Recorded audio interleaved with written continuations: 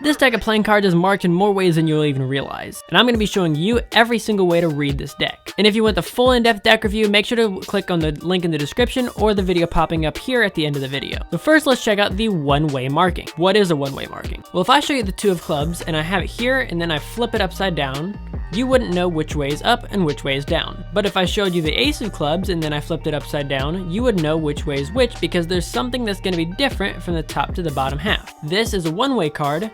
This is a two-way card. This back design is the equivalent of the ace of clubs instead of the 2 of clubs because right here in the middle, there's this little 5-pointed flower, which means if you flip it upside down, now the point is on the bottom. Now the point is on the top, which means this is a one-way back design. And there are some really fun card tricks that you can do with it, and I've posted one of them, so you can check out that video popping up here at the end. Now that being said, even if all the cards were one way and only one card is the other way, it would still probably take you a long time to be able to look through each individual card and find the one that is upside down. Because if a card like this is like 50 cards down into the deck, it's gonna take you forever. They fixed that problem. If you bevel the cards like this, you'll see that there's some interesting stuff going on this side. There's some lines going up and down here, there's some variations on this little pad here, and there's some variation here. Now I'm gonna flip one around and you tell me how long it takes you to find which card is upside down. You ready? Here we go.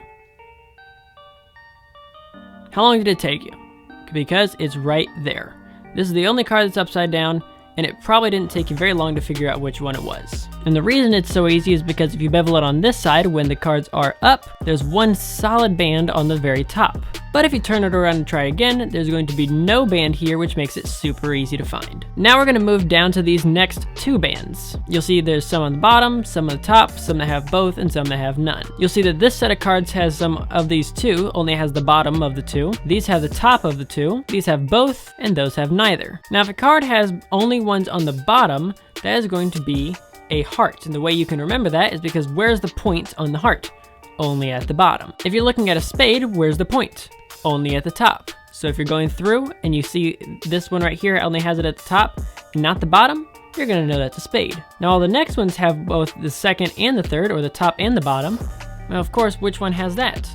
Your diamonds. They have points on top and bottom. But what about this next set of cards that doesn't have any points? Well, that's because clubs don't have any points. Now I'm gonna test you. So I'm gonna grab one card out randomly. So I'm gonna grab this one right here, and let's see if you can figure out what this one is. So if you'll see at the very top is gonna be your locator to see if it's one way or if it's upside down. Then the next one you're gonna see has one on the top and not on the bottom. Which card is that gonna be?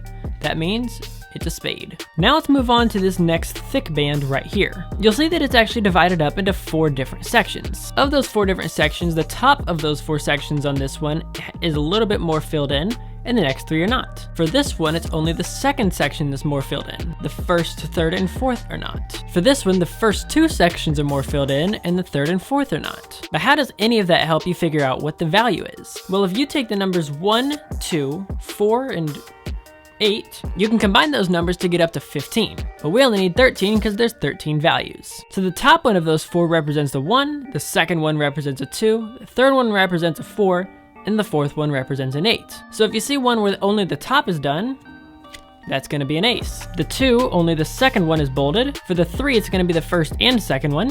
For the 4, it's just gonna be the third. For the 5, it's the first and third. For the 6, it's second and third. For the 7, it's first, second, third. For the 8, it's just the fourth. For the 9, it's first and fourth. For the 10, it's second and fourth. For the jack, it's first, second, and fourth. For the queen, it's third and fourth. And for the king, it's first, third, and fourth. Which means now, of course, it is time for a quiz. So I'll grab one out randomly. Let's check this one out right here. If you look at those 4 bars, you're going to see that the ones that are fully filled in are going to be the second one and the fourth one. And if you add those 2 together, the second one is a 2, the fourth one is an 8, which makes this one the 10. Now, unfortunately, those bars right here in this binary code are only on the one side, because if I bevel it like this on this side, these aren't going to be very helpful. None of the ones on this band are filled in, which means if you're going to try and read the band binary marking system for that, you have to make sure that they're oriented the right way, or at least just the one that you're trying to read. Luckily, there's also a 2-way marking system. This one works both if it's this way and if it's upside down, and it doesn't matter which, you can still read it. So just to prove it to you, I will bevel it from this way, and you'll see these lines that go up and down right here, and when we're back right side up, you'll see the same lines are there. What you're going to see is there's going to be 5 main leaves that make a band here. 1, 2, 3, 4, and 5. Right above band 1, there's some markings. Above band 2, there's some markings. In between each one, there's going to be 3 markings, except for just the first one. Right above it, there's only 1. That's because above band 1, if you're going to see an extra one all the way to the border, you're going to know that that's an ace. If the leaf goes all the way to the border on the 2, 3, or 4, you're going to see those here. 5, 6, and 7 are going to be here. 8, 9, and 10 are here. Jack, Queen, and King are here. Right above that leaf band right here, you're going to see that the leaf right above it goes all the way to the border, but nothing else does. Yet on this one, that same places does not go all the way to the border. It's actually the leaf down here. It's the second leaf that goes all the way to the border, showing you it's a 2. On this one, it's this leaf that goes all the way to the border, which makes it a 9. So now let me see if I can test you on it. We're going to grab a random one. Let's grab this one right here. See how well you do. First of all, can you find the one that goes all the way to the border? It's gonna be right there. If you count down, you're gonna see that that one is going to be a 7.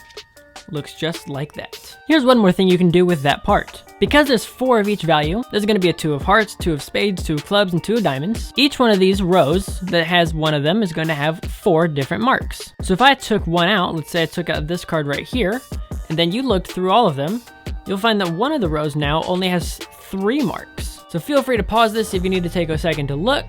This one right here is going to be one of the queens. But once again, if you want to check out the full in-depth review, make sure to check it out right there.